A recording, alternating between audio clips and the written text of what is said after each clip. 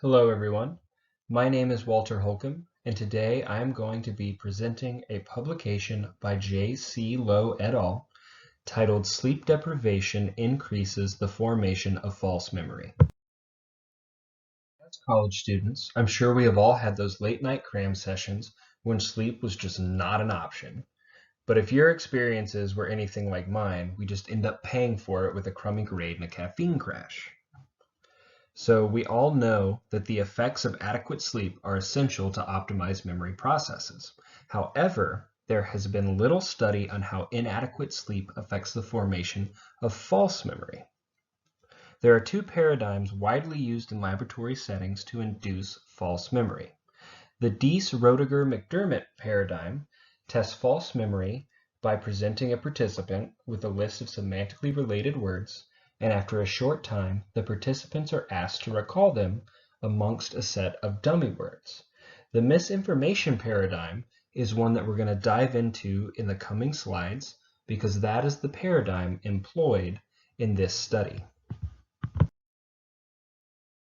The research question is, how does sleep deprivation affect the formation of false memory? J.C. Lowe et al. Consider the effect of sleep deprivation on the formation of false memory in both young adults and adolescents. Experiment 1 is evaluating the effect of partial sleep deprivation, PSD, on the formation of false memory in young adults. The study included 58 undergraduate students. They were divided into three separate groups: the control group, the PSD group, and the total sleep deprivation, TSD group. Figure A displays the determined sleep schedule for each of the groups, and Figure B displays the misinformation paradigm given to the participants. In the event encoding phase, two sets of 50 photographs depicting two crimes were presented. 40 minutes later, the participants entered the misinformation phase. Two sets of 50 narratives were presented, with each corresponding to a previously shown photograph. For each crime, 12 of the narratives for each of the photos was contradictive. The memory test consisted of 36 questions about the scenarios, with some non-critical questions pertaining to memoranda consistent across all of the photos. The last stage asked the participant where they remember obtaining the information. In between the encoding and misinformation stage and the misinformation and memory test stages, the participants complete the psychomotor vigilance test and the Karolinska sleepiness scale. The PVT measures how alert a participant is, and the KSS measures how sleepy they perceive themselves to be. The paradigm was rated on three factors. Memory rate, a function of vertical memory, was scored based on the amount of non-critical questions answered correctly.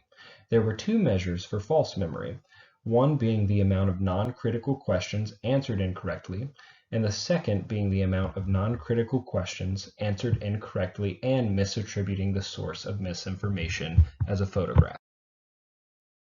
Experiment 2 is evaluating the effect of PSD on the formation of vertical and false memory in adolescents. Table 2 details the participant information. The study consisted of 54 healthy secondary school students between the ages of 15 and 19. The experiment employs the same misinformation paradigm as Experiment 1 and eliminates the TSD group, focusing only on PSD and control. The figure below Table 2 displays the sleep schedule for the different groups. Table 3 displays the results for the PVT and KSS scores, which did not differ significantly across the three groups.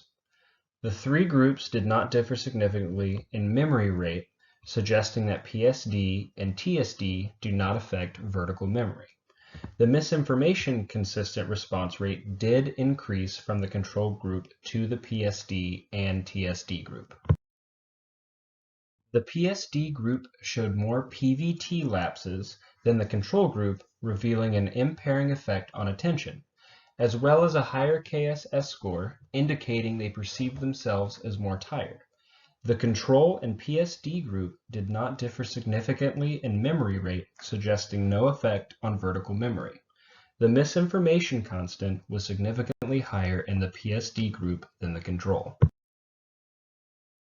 The take-home message is that multiple nights of restricted sleep, whether it be PSD or TSD, can result in an increased amount of false memory formation in adolescents, which were previously thought to be resistant to cognitive impairments caused by sleep, and in young adults, false memory formation is elevated after just one night of TSD. In conclusion, sleep is essential for successful memory formation. Any amount of TSD or PSD can lead to an increase in false memory. And if this presentation happened to make you a little sleepy, here's your free pass for a cat nap on my behalf before your next class, and I hope you all have a good rest of your day.